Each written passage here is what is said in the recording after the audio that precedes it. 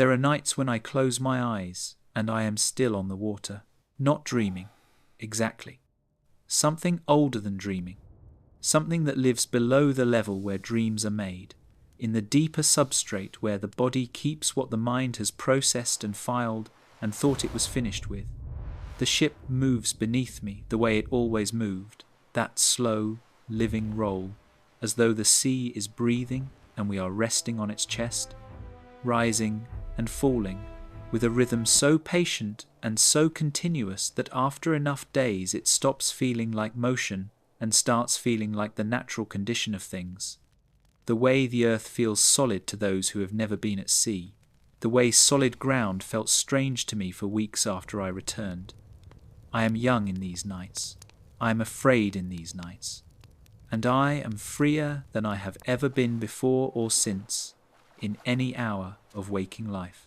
I have lived long enough now to know that most men die without ever leaving the valley they were born in. I do not say this with contempt, and I want to be precise about that, because contempt is easy and precision is difficult, and I have spent enough years learning the difference to respect it. A valley can be a good life. A valley can be a complete life. There are men I grew up with who are buried within sight of the house where they were born, and their children are buried beside them, and their children's children will lie there too, and the valley will hold them all with a kind of faithfulness that the sea, for all its magnificence, cannot offer. I understand this. I have had long years to understand it, but I also know what it is to stand at the prow of a ship so far from land that every direction looks exactly the same, water to the east, water to the west, water where the north should be, and water where the south should be, and above it all the sky doing its complex, indifferent business with the clouds, and to feel beneath the fear, which was real and present and continuous, something that I have spent the rest of my life trying to name. Something that does not have a word in any language I know. The closest I have come is this: the feeling of being exactly as large as you actually are, for perhaps the first time. Not larger, the way the longhouse fire made you feel on winter evenings, when the stories were good and the mead was warm. Not smaller, the way other men's success could make you feel when you were young and measuring everything against everything else. Just precisely yourself, in the middle of all that water, undeniable. Let me tell you about the world I came from first, because you cannot understand the sea unless you understand the shore I left behind. And you cannot understand the shore unless you understand that it was not simply a place, but an entire system, a system of meanings and hierarchies and obligations and silences. A system so complete and so consistent that it was very nearly invisible, the way water is invisible to fish, the way the smoke in the longhouse was invisible to those of us who had grown up breathing it. The longhouse where I was born and grew into something resembling a man was never quiet. That is the first thing, not even at night, not even in the deepest winter, when the darkness outside was so complete and so long-lasting that it stopped feeling like the absence of light and started feeling like a presence in its own right, a solid thing that pressed against the walls and waited. Even then, the longhouse was full of sound. There were always bodies, sleeping bodies, restless bodies, bodies turning over in the night, bodies coughing through the cold months with the kind of cough that settles in for the season and becomes as familiar as furniture. Children, in their particular and urgent sleep, making the small sounds of children who are working hard at their dreams. Animals at the far end of the building, because in winter the animals came inside, and their warmth was shared, and their smell was shared, and after enough years, the smell of animals and humans together simply became the smell of home, becomes something you carry in your memory long after the specific details have faded, something that returns to you in unlikely moments, in the hold of a ship, on a foreign shore, in the quiet before sleep.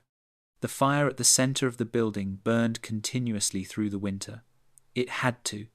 The fire going out was not a minor inconvenience but a kind of catastrophe, a failure of the basic contract between the household and the cold, and so someone was always, at every hour, responsible for it, feeding it, banking it for the slow hours, reading it in the way that you read a living thing that has moods and needs.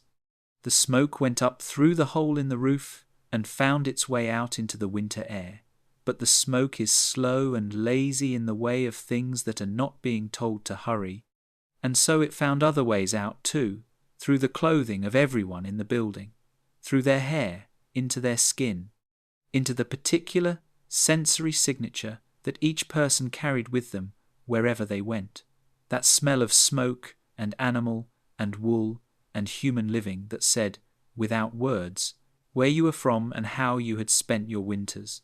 My father was not a cruel man. He was a practical one, which in the world I was born into amounts, in many situations, to much the same thing. He was not warm in the demonstrative way that was not the fashion of the time and place, and I do not fault him for it, any more than I fault the winter for being cold. He expressed himself through provision, through the maintenance of the farm, through the careful management of the resources and relationships that kept a family viable through the difficult years and the easy ones. He had a mind for obligation, who owed what to whom, what had been promised and when, what the terms of every agreement were and whether they were being honoured.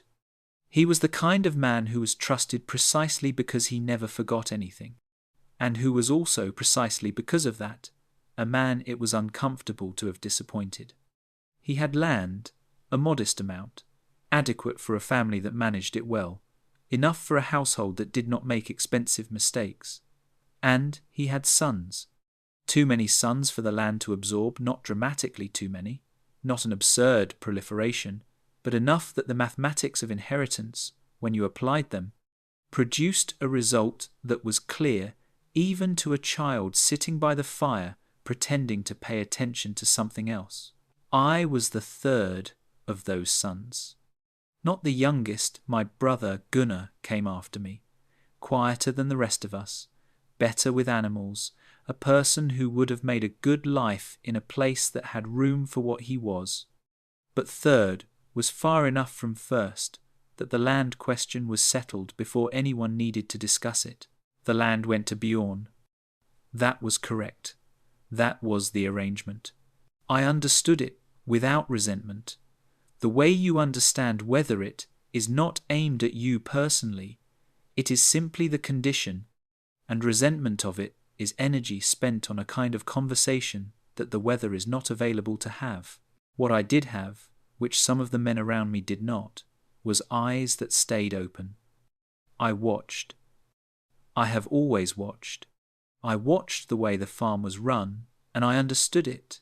And I understood also that my understanding of it was not going to be useful to me here, because the farm was not going to be mine. I watched my father and my eldest brother together in the evenings. The way they moved into a particular quality of conversation that excluded everyone else, not rudely, not with intention, but with the naturalness of two people who share a project and therefore share a language that others don't need. I watched my mother manage the household with the specific competence of someone who has been doing a complex job for so long that the complexity has become invisible, has been internalized to the point where it simply looks like grace. And I watched the men who came to the harbour. The harbour, if harbour is the right word, it was really just a sheltered curve of water with some structures built along it, and a smell that announced itself before you rounded the last hill was where I went when I needed air. That wasn't the air of the longhouse.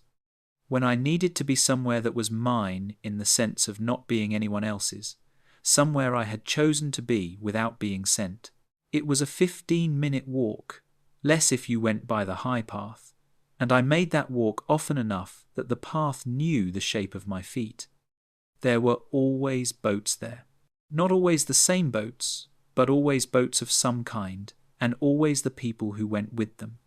The fishermen with their particular morning energy, purposeful and quiet, packing their gear in the grey pre-dawn, with the efficiency of people who have done this so many times that it has become a form of sleep itself, the body doing what the body knows, while the mind drifts somewhere else. The traders, with their different quality of attention, interested in everything, evaluating everything, their eyes moving across a scene the way a hand moves across cloth, feeling for texture and quality and the thing that makes one piece worth more than another. And sometimes, not always, there were the sailors, the ones who had been further, the ones who had been west and returned, or north and returned, or down the long coast to places that were names to me, places that existed in my imagination as a particular quality of otherness, of difference from here. These men had a specific quality that I kept trying to understand from a distance, the way you try to understand a piece of music you can almost hear through a wall. They were still, not lazy, lazy is a different thing, is a stillness that comes from having given up, from having decided that effort is not worth the return.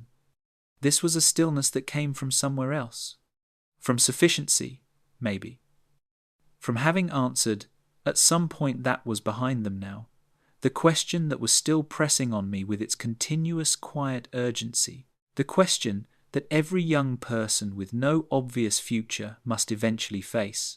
Who am I going to be, and where? I did not know how to ask this question directly.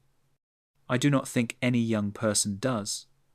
It comes out sideways, as a tension, as the compulsion to return again and again to a particular place or person or question without being able to fully account for the pull. I returned to the harbour. I watched the boats. I watched the men who worked on them and the men who sailed in them and the men who came back from them with the specific weathering that the sea puts on a person, the lines around the eyes from years of squinting into wind and water glare, the hands that look older than the face, the quality of the voice that has learned to be audible above weather. My mother noticed before I did that I had already made my decision.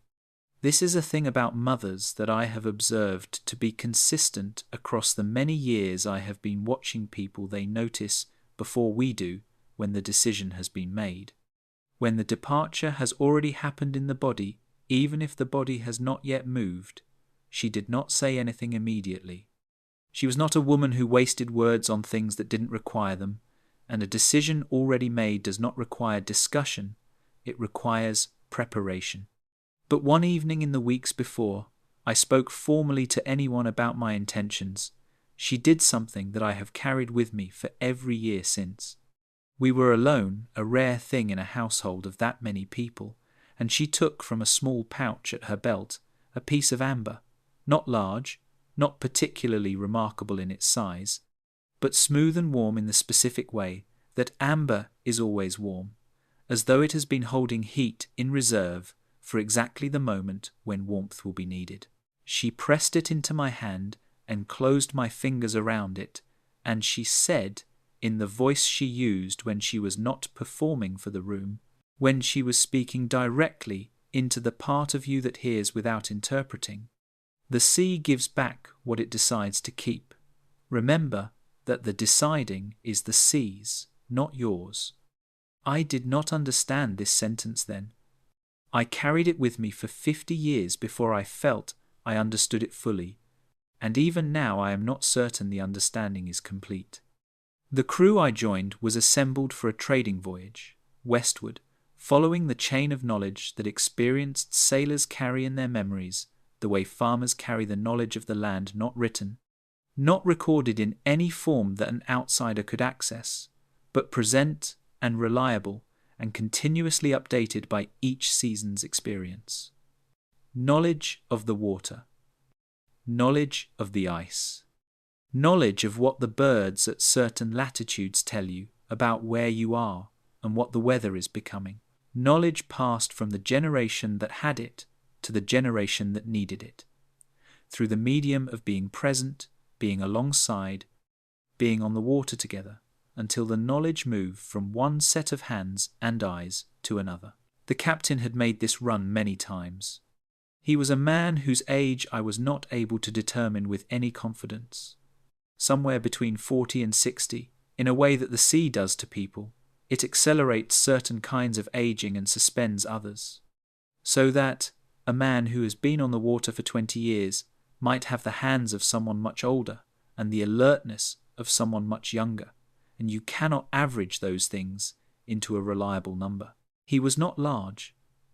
This had surprised me, in the way that reality surprises you when you have been living alongside a story of it for too long.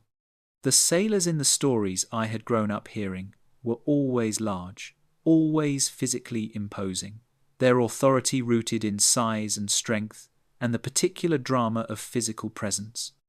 This man was medium in almost every measurable way: medium height, medium build, medium colouring, the kind of face that you might struggle to describe accurately an hour after looking at it. Except for his eyes, which were the colour of the North Sea on an overcast morning, and which, when they settled on you, gave you the distinct impression that they were assessing something that had nothing to do with your appearance or your stated credentials, but with something he was reading in a register you weren't aware of offering.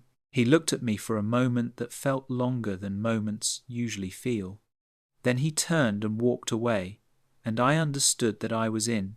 The days before departure exist in my memory with a particular quality that I have never been able to accurately describe to anyone, a sharpness and also a softness simultaneously. Everything was more itself than usual. The food tasted more specifically like what it was.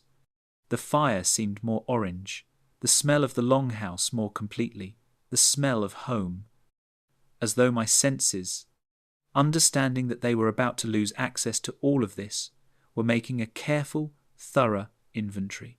I slept badly. Not because I was afraid, though fear was present, a constant quiet hum below the surface of things like the sound of moving water under ice, because sleep felt like waste in those days, like spending the time on unconsciousness when the time could be spent on presence, on being here, in this place that was about to become the place I used to live. My father held my shoulder at the last, in the way that men of that time and place expressed things for which they had no available words. My eldest brother nodded, and in the nod was everything that passes between brothers who have grown up in the same smoke and found themselves, through the accident of birth order, on different paths through a shared beginning. My younger brother said nothing and would not meet my eyes, which I understood then and still understand now as the truest expression of what my leaving meant to him. My mother stood in the doorway. I did not look back. I had decided, with the part of me that was still young enough to know its own limitations, that if I looked back I would not leave, and I needed to leave. The leaving was not separate from me. It was not something I was choosing to do, the way you choose between two roads that both remain available. The leaving was what I was. The leaving was who the third son of a practical man with insufficient land was, in the world of the 9th century, in the grey morning of early spring, with the water visible through the trees and the smell of it already coming up the hill to meet me. What no one tells you about a ship, before you have been on one, is that it is alive. I know how this sounds, and I offer no defence of it, except that it is true. The ship was alive in the way that any complex, responsive system is alive. It had moods. It had preferences expressed in the way it sat in the water. It had a relationship with the sea that was continuous and negotiated and never entirely settled. The hull was built in the Norse fashion, strakes overlapping and fastened with iron rivets, and the whole construction allowed for a flex, a slight and continuous twist and give that let the ship work with the sea rather than against it. On land, a structure that flexed like that would be a failing structure. On water, it was the intelligence of the design, the willingness to be moved rather than to resist movement, to absorb the sea's force rather than to oppose it and be broken by it. The sound of this flex, at first, was alarming, a low rhythmic creaking that seemed to come from deep in the wood, from the grain of it, from whatever memory the timber had of being a tree in a forest that had wind moving through it. At night, when the other sounds were reduced to water and wind and the breathing of sleeping men, this sound was company, not comforting, exactly, not in the early days, but present in a way that was preferable to silence. I was rowing in those early days. The wind was inconsistent, arriving and departing with the particular unreliability of something that owes you nothing, and the crew rowed in shifts. The work steady and demanding, and honest in the way that physical work is honest, which is to say it tells you exactly what it requires and exactly what you have. I was not weak. Life on a farm does not produce weak people. But the rowing was a different use of strength than I had known, a sustained, rhythmic, whole-body engagement that by the end of the first full day had found muscles I had apparently been carrying around my whole life without ever having had occasion to introduce myself to. I was sore in places that the word sore barely covers. I was sore in places I did not know had feelings. No one said anything about this.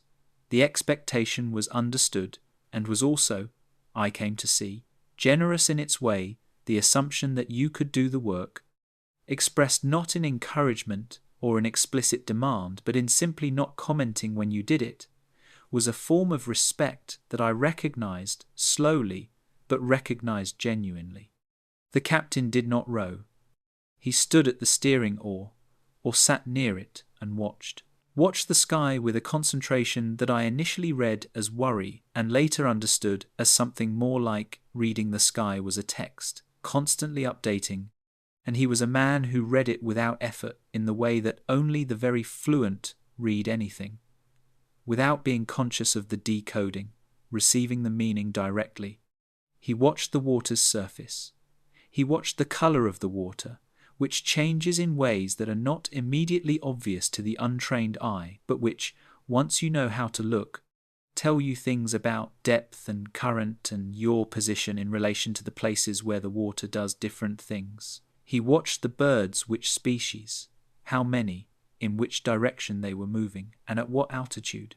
He watched the swell, which is the deep, slow movement beneath the surface chop, the movement that carries information about weather that happened somewhere else yesterday or the day before, weather that has sent its aftermath ahead of itself like a message. He was reading a language, one of the most sophisticated languages I have ever encountered, and one that has no written form, no text, no way to learn it except by being on the water with someone who already speaks it, for long enough that it begins to live in your body rather than in your head. I watched him watching, and slowly, over the first days and then the first weeks, I began to understand what he was looking at, began to be able to read a few words of the language he was reading fluently. The angle of the wind on the water's surface, how the texture changes, how the light falls differently, what it tells you about what is coming. The specific quality of the horizon at different hours, what a clear horizon means, at dawn versus at midday versus at dusk, how a thickening of the horizon is different from a darkening of it, and what each portends. The behaviour of seabirds in relation to the ship, which species ignore you, which species follow, what following means, and what the height of their flight tells you about the distance to land. It was a complete world, an entire world of knowledge, self-consistent and sophisticated, developed over generations of people doing exactly what we were doing and paying the kind of attention that mortality makes available, the attention you can only sustain when getting it wrong has permanent consequences. The storm came on the 9th day at sea. I have thought about how to tell this part of the story many times, because it is the part that most demands drama, and it is the part where drama would be the least honest. The storm was not apocalyptic. It was not the storm of the sagas, with the lightning splitting the mast, and the waves like mountains, and the god of the sea, making his displeasure known in terms that could be heard over everything else. The storm was something more quietly terrible than any of that, which is to say it was real, which is to say it was exactly as bad as it needed to be to change something in me permanently, and not 1 degree worse. It announced itself as a change in the light. This is the thing I want you to understand. If you understand nothing else about what it is to be on the open water in difficult weather, it begins with the light. An hour, sometimes more, before the weather arrives, the quality of the light in a particular part of the sky shifts in a way that the words in any language I know cannot adequately capture. Not grey, not green, not the ordinary yellow-grey of a rainy afternoon on land, familiar and mostly harmless. Something that combined those colours in a ratio that had no name but communicated to anyone who had learned to read it, that the sea was about to change the terms of the agreement it had been holding with us. The captain moved before anyone said anything. His body simply moved in a direction and with a purpose. And the crew responded to his body the way musicians respond to a conductor, not to explicit instruction, but to a change in the field of attention. The sail came down. Lines were secured. Equipment that had been merely organized was now firmly fixed. Men moved to positions without being told what those positions were, which told me that this had happened before, that this specific arrangement had been rehearsed by the shared experience of previous storms, that the crew was operating from a shared memory of how this goes. I held on to what I could find, and I followed what the man nearest to me did, and I tried very hard not to communicate with my face or my hands how frightened I was. I do not know how well I succeeded. The storm, when it arrived with a totality that I had not anticipated despite having had warning. The sea went from difficult to something that eliminated categories of experience I had previously considered reliable. Up and down became negotiable. The horizon disappeared. The world narrowed to the ship, just the ship, and the water that was constantly trying to be inside it, and the sound that was so continuous and so complete that thought, for a time, became difficult to sustain. I bailed.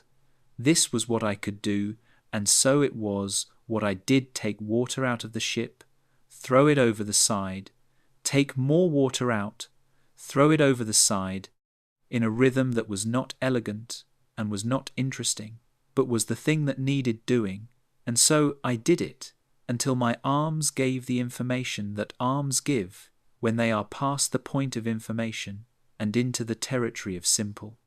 Fact, I bailed and I held on, and I bailed and I held on.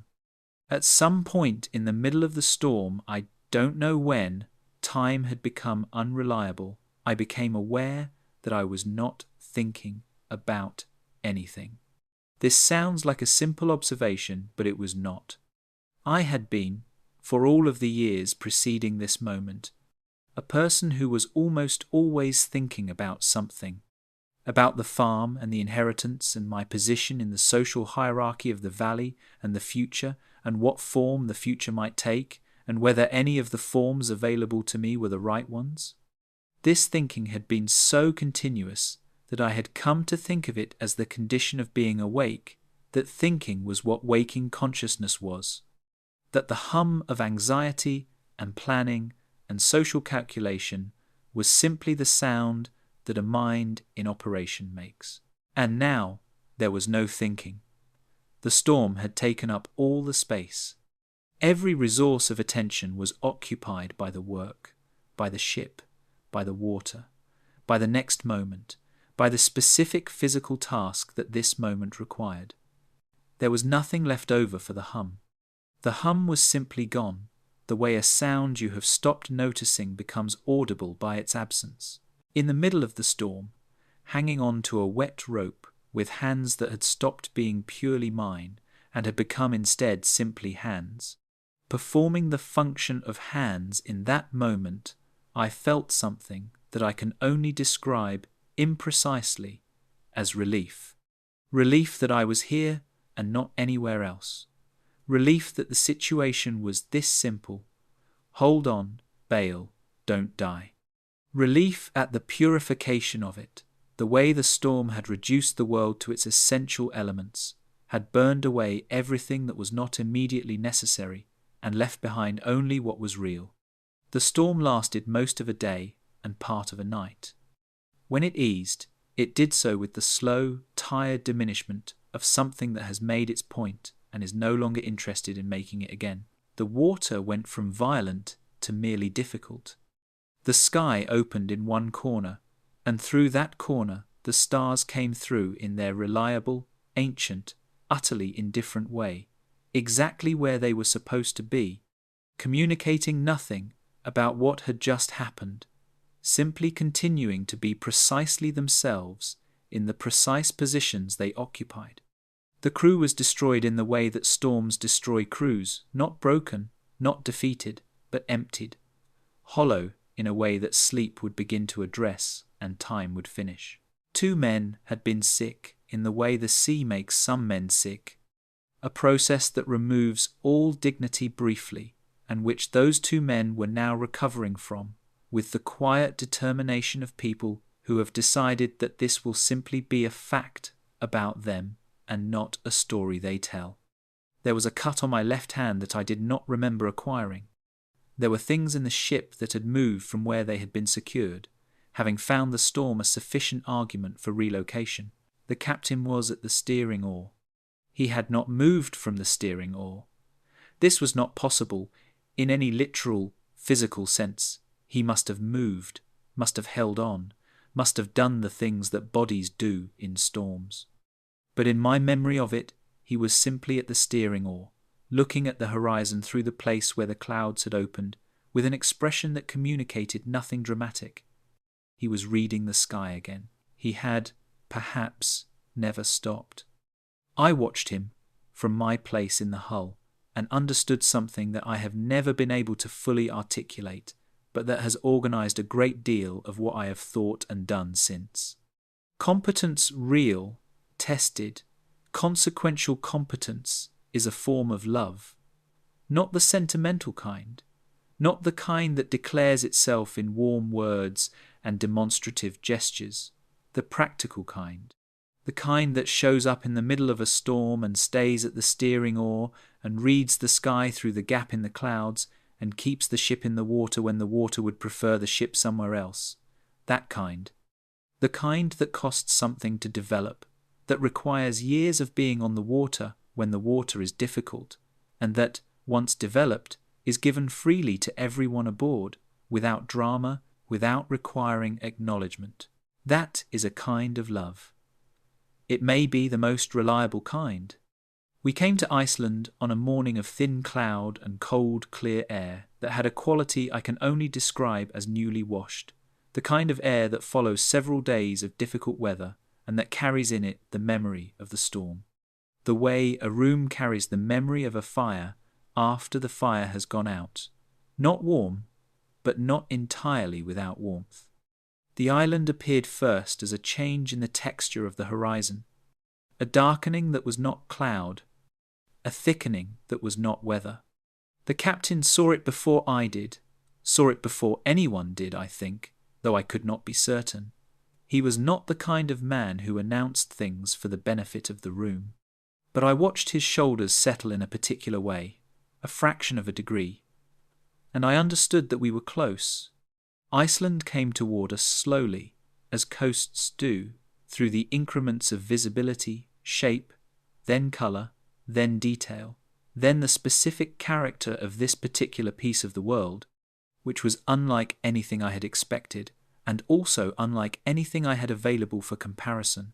The coast was black and grey and green, in a combination that did not resemble the Scandinavian coast I knew, which was softer in its palette, rounder in its lines. This coast was made of material that had been produced by fire and then subjected to water for long enough to have developed a relationship with both volcanic rock that held its angles, that had not been worn into the gentle shapes that older landscapes acquire over centuries of being rained on. We came in along the coast before we found the harbour. and I stood at my position and looked at the land and tried to organize what I was seeing into something that my existing categories could hold, and found that they could hold it but not comfortably, that this land was going to require new categories, or at least the expansion of old ones. When I stepped off the ship onto the black sand beach, the ground did not move. This was the first thing I noticed, and it was not a small thing. The ground did not move. For weeks, everything had moved: the ship, the water, the horizon, the relationship between where I was and where I wanted to be. My body had reorganized itself around movement, had recalibrated its expectations, had learned to account for the ship's role in everything it did, so that standing still was actually, in the body's experience, a constant series of tiny adjustments that added up to balance. And now the ground was not moving. The ground was perfectly, absolutely, almost offensively still, and my body did not know what to do with that for a moment. My legs wanted to keep adjusting. My internal sense of level was reporting data that my feet were contradicting. I stood on that black sand beach and felt the solidity of the ground beneath me, and marvelled at it in a way that I had never marvelled at ground before, had never had occasion to. Ground being the sort of thing that you only appreciate when you have spent sufficient time without it. We were not the first Norse in Iceland. There were settlements already, farms in the valleys and along the more hospitable sections of coast, families who had made the crossing in the preceding decades, and who were in the process of turning this volcanic island into the nearest approximation of home that their resources and their imaginations allowed. We traded with some of these people, spent time in their houses, ate their food and heard their news, and conducted the various negotiations that the trade voyage required. But it was something else I found in Iceland that stayed with me longer than any trade negotiation, something that I returned to in my mind during the weeks of the next ocean crossing and the years that followed. It was a conversation, several conversations, really, over several evenings about governance, about how this new settlement was going to be organized. There was no king in Iceland. There had been no king when the settlers arrived, and there was still no king, which was an unusual condition for a Norse community, which was accustomed to organizing itself around the authority of someone at the top of the hierarchy. The settlers in Iceland had brought their aristocratic families and their hereditary claims and their status from back east, and those things had not simply dissolved upon arrival, but they had been complicated by the fact of being here, by the fact that the people with the authority to enforce the old arrangements were very far away and very disinterested in what was happening on this volcanic island at the edge of everything. And so they were working something out, in conversation, in argument, in the slow and sometimes heated negotiation of people who need to establish rules and who do not have an available authority to simply impose those rules, and therefore must find some way to agree on them. They were working toward what would become, within a few years, the Althing, a gathering of free men meeting each summer in a particular flat-bottomed valley to make laws and settle disputes by argument and consensus, rather than by the will of whoever had enough men to impose their will. I sat by the fire in someone's longhouse, a longhouse that smelled almost like home, almost but not quite, with the smell of a slightly different grass in the sod walls. A slightly different peat in the fire, and I listened to this, being discussed by men who seemed to find it both obvious and difficult, the way genuinely important things always are. And I thought, the sea did this, the crossing did this, the distance between here and the place where the old answers were available did this. When you cannot have the old arrangement, you must find a new one. And finding a new one requires that you treat the question of how to organize yourselves as a genuine question, an open question, a question whose answer is not already known. This is not a small thing. Most of history proceeds on the assumption that the answer is already known. The Althing was a place where people were willing to behave, even briefly, as though it wasn't. We stayed in Iceland for weeks, trading and resting and making the various repairs that weeks at sea require. And then the captain made it known that we were continuing, west, further west than Iceland, into the water that the chain of accumulated knowledge pointed toward, but that very few of us had personal experience of. The conversation in the crew about this was not dramatic. It happened in the way that significant things often happen, in close quarters, sideways, in small increments, in the pauses between other conversations.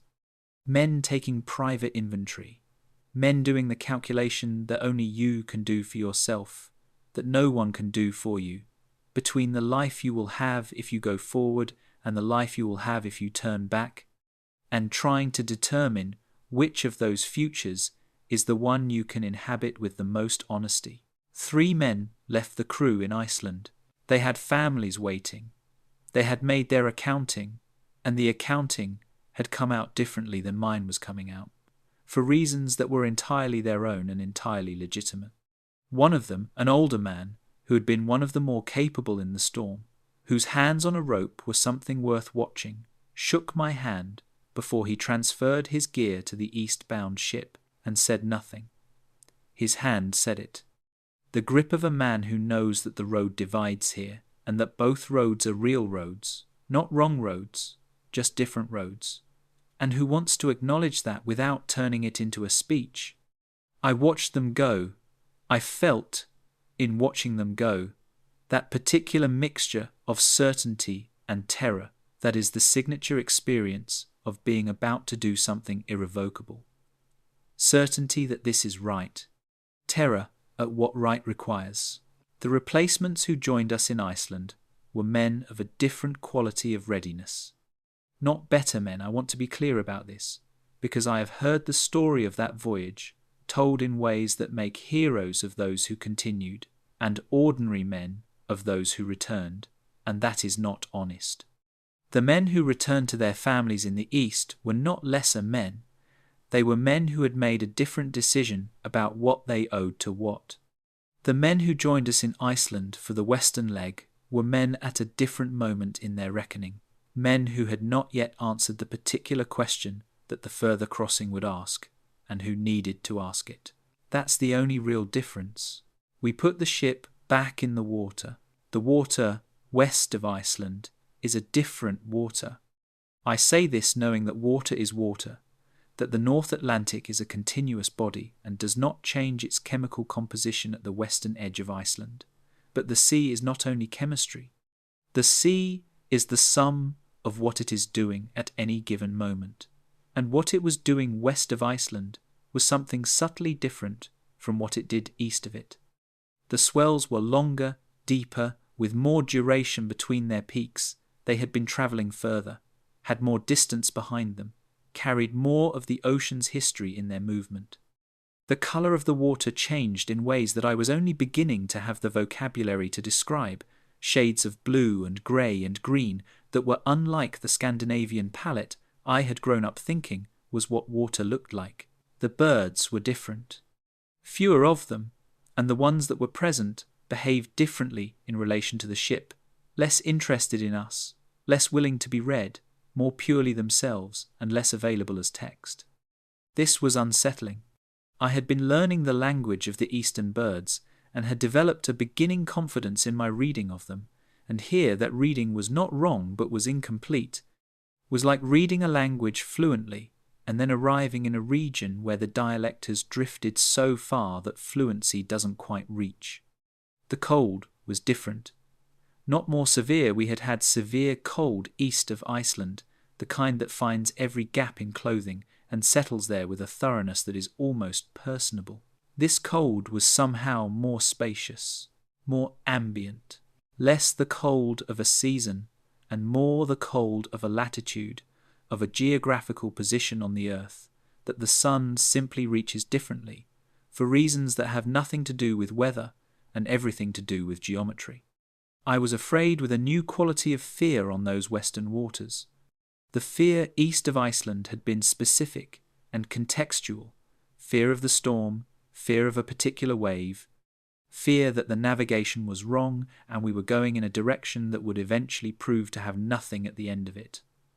The fear west of Iceland was less specific and therefore more pervasive.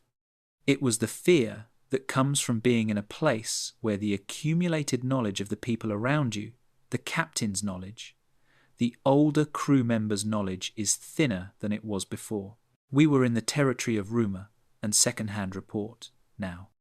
We were in the territory where the internal maps ran out and navigation became a creative act, an interpretation, a best guess made by the most experienced guesser available, and not something more certain than that. I held the amber in my pocket, the smooth warmth of it, my mother's warmth in it, the warmth of her hand around mine when she put it there, which was itself the warmth of the longhouse fire and the smell of the smoke and all the winters of my childhood compressed into a small piece of resin, a piece of old light held in solid form. The sea gives back what it decides to keep. I held the amber, and I felt the swell under the ship, and I watched the captain at the steering oar, and I tried to practice the radical attentiveness that the sea was teaching me, the practice of being fully, completely in this moment, and this moment only, not reaching forward into the future or backward into the past, but simply here, on this water, with this wind, in this cold, doing this work. It was the hardest thing I had ever tried to do. And it was also, in the way that genuinely difficult things sometimes are, the most sustaining. Greenland came out of fog. Fog is the sea's way of keeping secrets, and Greenland is a secret on a geological scale, a landmass of ice and rock so enormous that the mind, when confronted with it, takes a moment to accept the information. The fog lifted slowly, in the particular way of coastal fogs, in tatters that revealed and concealed in alternation, so that the land came to us in fragments, a cliff of ice here, a wall of grey rock there, the blue-white of glacial ice in quantities that the word ice cannot adequately prepare you for. I had heard about the ice. In Iceland, people who had been this way before spoke of the ice, the way people speak of weather that has become a personality, not as a phenomenon, but as a presence, something with intent, something that required accommodation rather than simply management.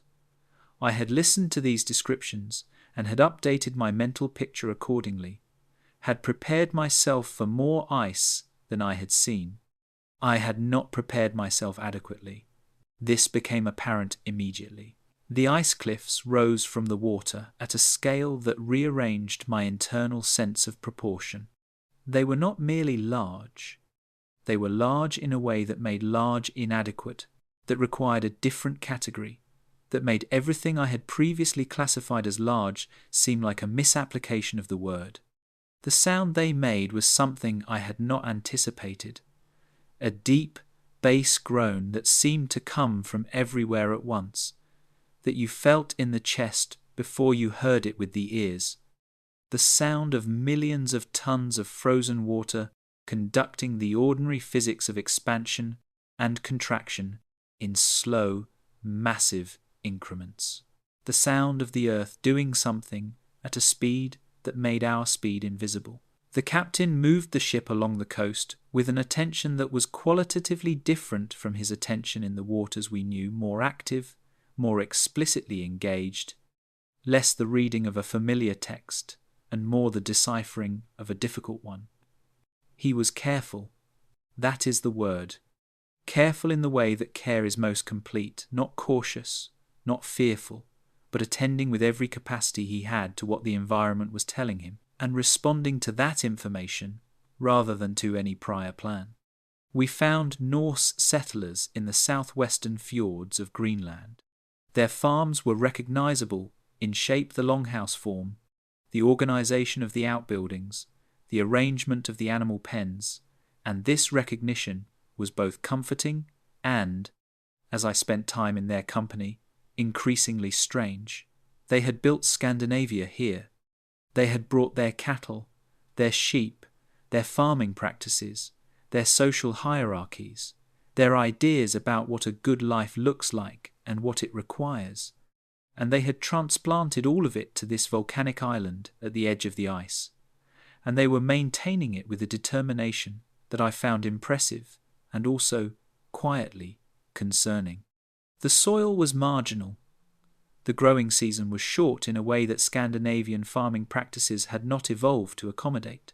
The timber that Scandinavian building required was not here, it had to be brought from elsewhere, at cost, at distance. And yet they were building in wood, insisting on wood, on the forms and materials that said home to them, even when the land was saying something different. They were having the conversation with the land in a language the land did not entirely speak. I spent an afternoon watching their animals, sheep mostly, and some cattle, moving across the sparse grass of a Greenlandic summer with the slightly bewildered efficiency of animals that are doing what animals do and finding it adequate but not optimal. And I thought about the other people. The Thule people, the ones who had been on this ice long before any Norse ship came over the horizon, who wore their clothing differently, who travelled differently, who had organised their entire relationship with this environment around what the environment actually offered rather than what they had arrived hoping it would offer, moved across the same landscape with a fluency that I found, in my honest moments, difficult not to envy. Their clothing fit the cold in a way that wool does not and cannot. Their methods of hunting and travelling on the ice were the product of generations of the kind of attentive engagement with a specific environment that produces, eventually, not just survival, but elegance. They were not enduring Greenland, they were Greenlandic. The Norse settlers were enduring it. Bravely, stubbornly, with remarkable tenacity, but enduring it. I kept this observation to myself for the reasons the older crew member had indicated. The settlers did not want to hear it. The settlers could not afford to hear it, perhaps because hearing it would have required rethinking not just their farming practices, but their entire understanding of what they were doing here, of what success meant, of what it meant to be in a place.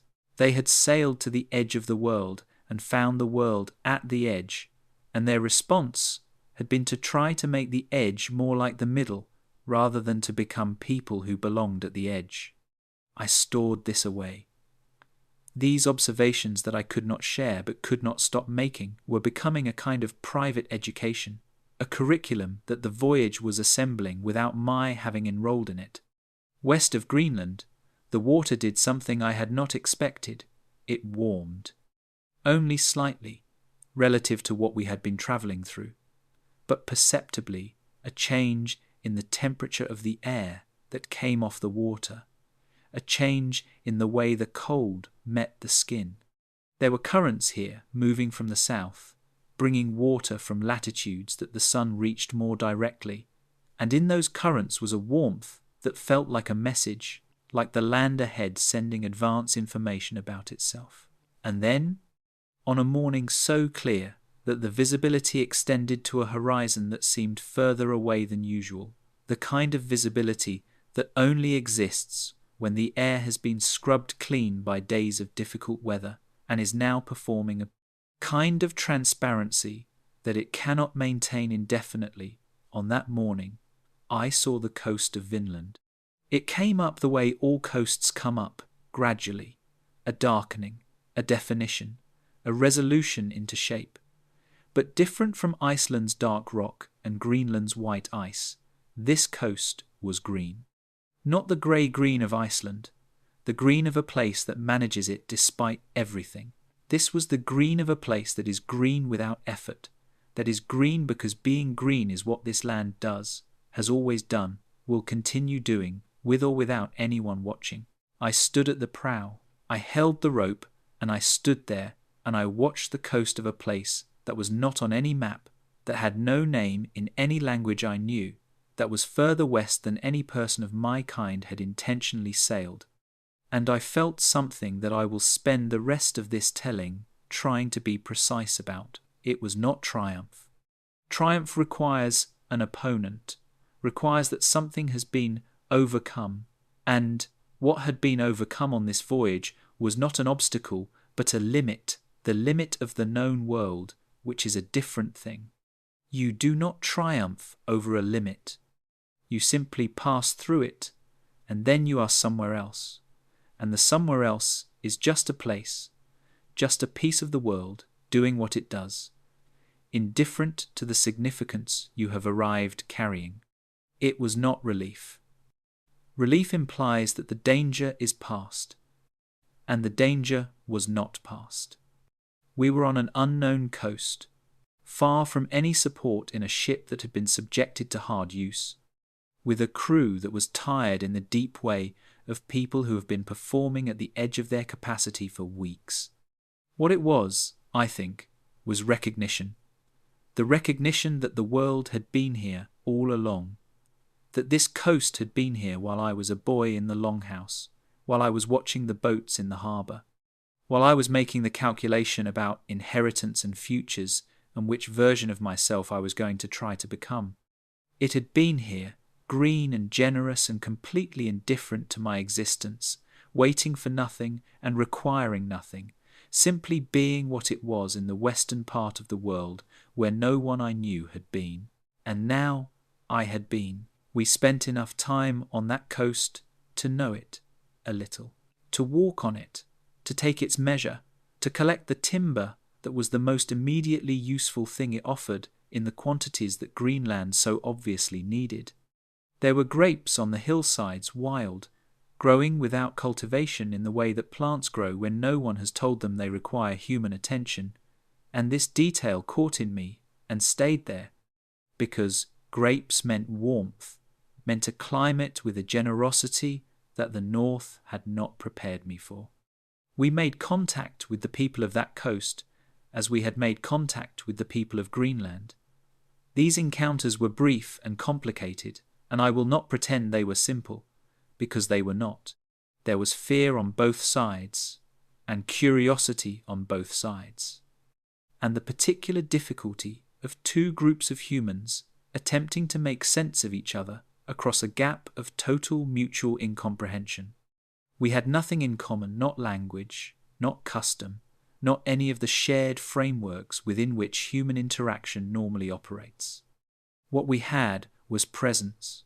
We were both there, both real, both looking at each other across whatever distance the fear and the curiosity and the newness established between us.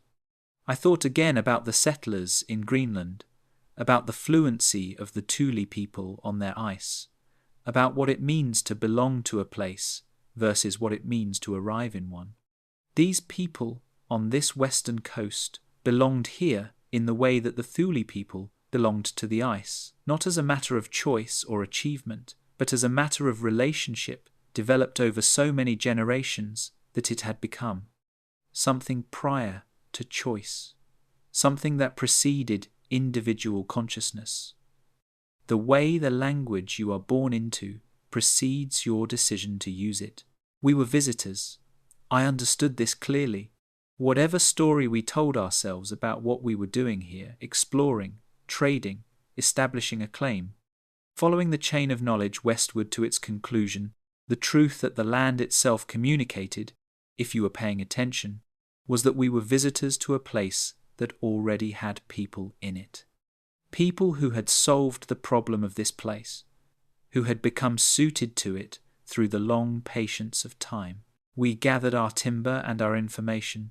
We prepared the ship and we put it back in the water and pointed it east. The return crossing was different in a way that I find genuinely difficult to account for, because the conditions were not dramatically different from the outward crossing. The sea was the same sea. The wind came from the same directions, more or less. The sky did the same complex negotiations with the clouds and the light that it had been doing since before anyone was watching it.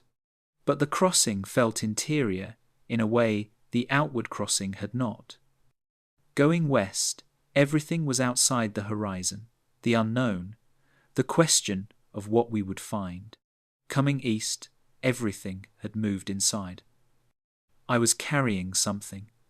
Not anything I could have named or shown anyone, but something that had weight in the way that certain kinds of knowledge have weight, not the literal weight of information, but the weight of having been changed by something, the weight of being a different person than the one who went out, and knowing it. In the middle of the return crossing, in the long quiet days of moderate weather when the sailing was straightforward and the mind was released from the urgency of crisis to do its slower, deeper work, I thought about what had happened to me. Not to us as a crew, not to the voyage as an undertaking, but to me specifically, to the interior of me, to whatever it is that makes a person the particular person they are. I had left the longhouse as a young man organized around scarcity, around the scarcity of land, the scarcity of status, the scarcity of a clear future. Everything I had wanted, or feared, or hoped for, had been conditioned by the assumption that there was not enough land, not enough room, not enough of the things that the world of the longhouse recognized as the good life. And this assumption had been true, it had been accurate, the scarcity was real. I am not romanticizing the displacement that sent me to the water. It was genuine displacement, genuine necessity, dressed up in the language of adventure because adventure is the more comfortable word, but the sea had done something to this scarcity. Not resolved it, the scarcity was still there, in the east. The land was still insufficient for all the sons of all the fathers.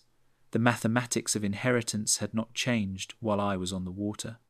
But the sea had changed my relationship to it, had shown me a world so large that the particular smallness of the problem that had sent me to the water seemed, from the perspective of a ship in the middle of the North Atlantic, with a coast behind me, that I was among the first of my kind to have stood on, like a very local difficulty. Not unimportant, but local. And in that localness, I had found something. Not freedom from the problem. You do not become free from the problems of the world you came from simply by going elsewhere. They wait for you, patient as landlords. But freedom to see the problem clearly, to see it at its actual size, rather than at the inflated size it acquires when it is the only thing in your field of vision. The amber was in my hand on the evening of the last day before the coast of Norway came into sight. I had been holding it intermittently for the entire return crossing, in the absent, habitual way you hold something that has become a kind of anchor, not looking at it, not thinking about it directly, just keeping my hand around it while the mind does its work somewhere else. And I held it that evening, and I thought about my mother, and I thought about the longhouse, and I thought about the fire at the centre of it, and the smoke in everything, and for the first time since I left, the thought of these things did not produce in me the complicated mixture of longing and relief that it had been producing. It produced something simpler, warmth, plain warmth, the warmth of amber in a hand. The coast came up on a morning of light cloud and mild wind, and the smell of something that my body recognized before my mind did the specific smell of the Scandinavian coast, the particular combination of pine and salt and peat smoke from somewhere inland, a smell that is not objectively superior to any other smell in the world, but that is, for those of us who were born breathing it, a smell that goes past the nose and directly into the place where home is kept. I stood at the prow again.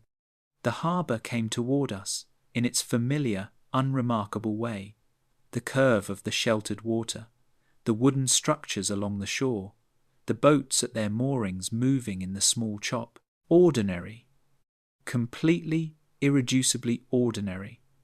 And the ordinariness of it, after everything, was what broke through. Not the beauty of it, it was not beautiful, it was just a harbour. Not the significance of it, I was returning. not arriving, and return is a quieter thing than arrival. The ordinariness, the fact that this place had simply continued being itself while I had been gone, had continued its small, local, particular existence without adjustment for my absence. I had not expected to love that. I had not expected the ordinariness of the returning shore to be, in that moment, more moving than any of the extraordinary things I had seen. But there it was. The harbour and the boats and the smell of peat smoke, there it was. My mother was at the waterline. She looked at me for a moment with the particular quality of attention that I have spent many years trying to cultivate, and have never achieved to the degree she possessed it. Naturally, a looking that is also a receiving, that takes in what is actually there rather than what was expected. I held up the amber. She nodded.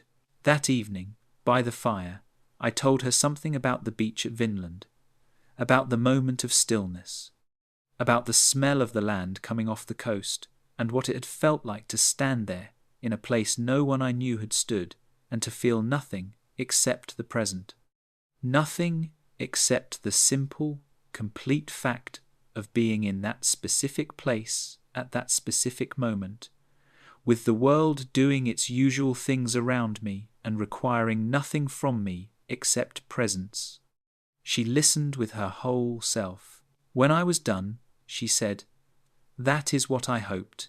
And the room was full of other people's voices, and the fire was doing what fire does, and the smoke was in everything, and I was home. I am an old man now.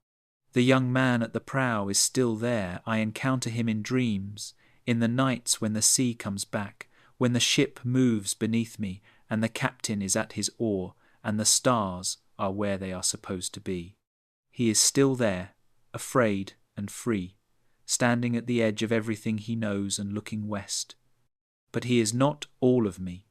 He is the version of me that exists at the beginning of what I became, the version that contains all the versions that came after, the way a seed contains the tree. I have told this story many times.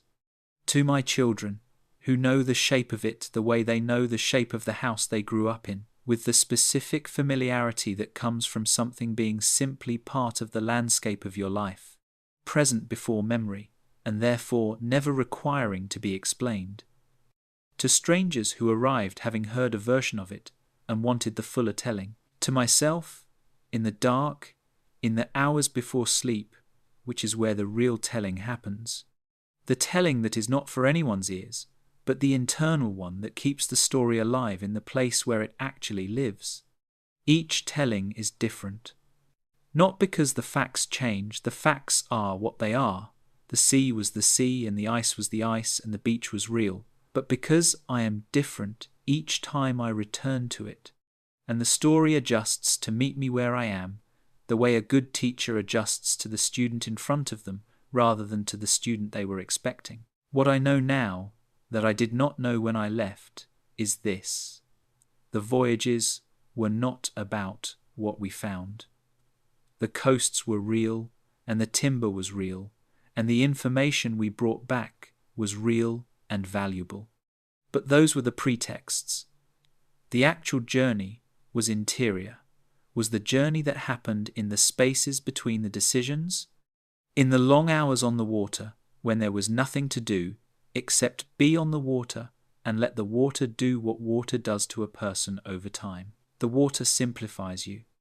It reduces you to what is essential, the way fire reduces wood, not destroying it, but revealing what was always there, the core of it, the structure that the surface was built around. Out there, on the open North Atlantic, in the cold and the movement and the continuous demand for attention and the total absence of any audience to perform for, I discovered what I actually was, as opposed to what the social machinery of the longhouse had been organizing me to believe I was. I was a person who could pay attention. I was a person who could learn from difficult things. I was a person who could be afraid and keep doing the necessary task. I was a person who could stand on a shore at the edge of the known world and feel, in that moment, not triumph, but presence, the deep, simple, uncomplicated presence of being exactly where I was. These are not dramatic qualities. They do not make good saga material, but they have been more useful to me than any dramatic quality I might have developed, more present in the years of my life than any single moment of adventure, more truly mine than anything I was before I went. The Viking Age, as the men who come after us will probably call it, is ending. I feel this rather than know it. The way you feel a season turning before the temperature has made the change official. The world is becoming organized differently. The church is everywhere now. The kingdoms are solidifying, the fluid hierarchies of the longship world hardening into the fixed arrangements of feudal Europe. The men who once answered to their own competence, and their ship captain now answering to arrangements that were made long before they were born and will persist long after. The longship is being replaced by larger, slower, more stable vessels, better suited to commerce than to the rapid westward movements of a restless, displaced people. The edge of the world is being incorporated into the known world. Not because we conquered it, we did not, in any lasting sense, but because we demonstrated that it was there. And a demonstrated thing is different from a rumoured thing, is different from an imagined thing, and different in ways that matter. We proved that the world was larger than anyone's map of it. This knowledge, once loose in the world, could not be recaptured. It propagated, travelled east in the memories of returning sailors, adjusted the mental models of the men who had never gone, changed the quality of the question that every restless younger son of every practical farmer asked himself when he looked at the horizon and wondered what was past it. The answer was, not longer, nothing. The answer was, more world than you can get to in a lifetime, more world than anyone has yet seen. This seems to me like the actual legacy of those voyages. Not the silver, not the trade routes, though those mattered, not the sagas, though those will outlast everything else, will carry in their particular compression of truth and story something essential about what we were. The actual legacy was epistemological. We changed what was known to be knowable. We moved the edge further out, and in doing so, we made everyone who came after us inheritors of a larger world than the one we had been born into. That seems to me like a sufficient thing to have done with a life. The amber is on the table beside where I sleep. 50 years I have carried it. It is smoother now, not significantly, not in any way that would be visible to someone holding it for the first time, but perceptibly to my fingers, which know it as well as they know anything. Handled things become more themselves over time, lose the surface roughness that is the mark of the unfinished, and what is underneath is something more purely what the thing is. The amber is more amber than it was. My mother's hand is more present in it than it was. On the nights when the sea comes back, when the ship moves beneath me, and I am young and afraid and freer than I have ever been since, I sometimes think about what I would tell the young man at the prow if I could. Not advice from old men to young men is one of the less successful forms of communication, but observation. What I have observed, from the long perspective of having been the young man and also having been everything that came after, I would tell him, the unknown is not what you think it is. The unknown is not dangerous in the way the stories say it is. It is not populated by monsters, not organized against you, not waiting to undo you. The unknown is simply the part of the world that has not yet been introduced. And the introduction, when it comes, reveals something that was always there, waiting with the patience of things that do not need you to arrive, but that are changed in some small way by your having been there. I would tell him, the sea is a better teacher than any person you will ever meet, because the sea does not adjust its lessons to your comfort. The sea teaches what the sea teaches.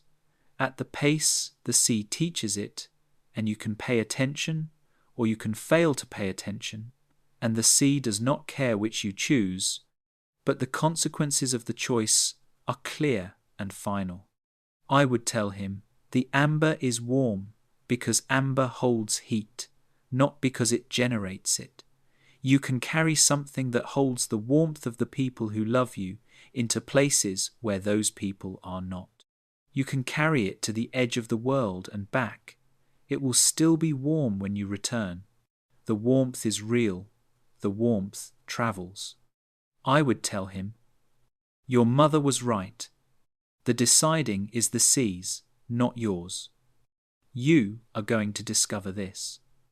It will not be comfortable when you discover it, but it will be true, and true things, even when they are not comfortable, are better than comfortable things that are not true in the long run, in the long, long run. There is a sound that the sea makes that you can only hear if you have been on it long enough to learn its register.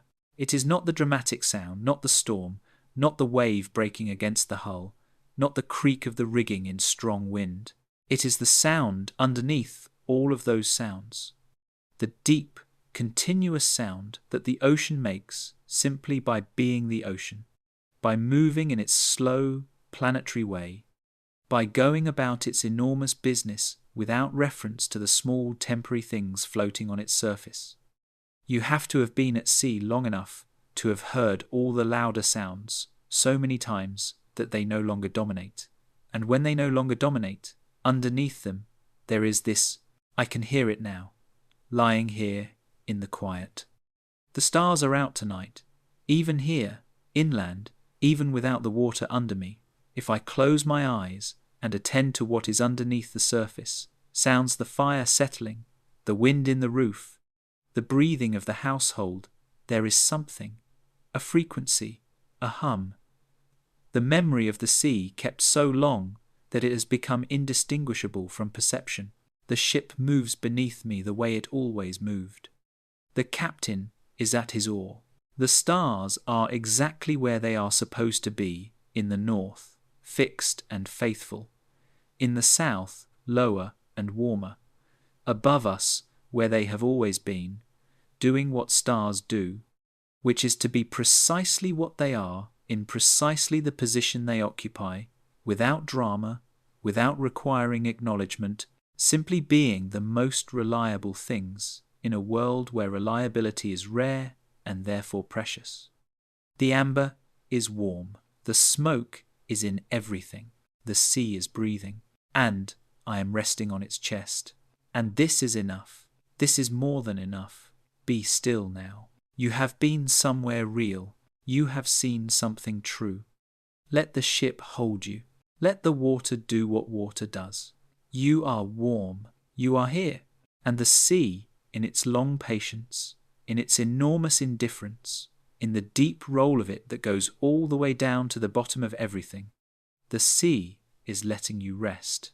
Sleep.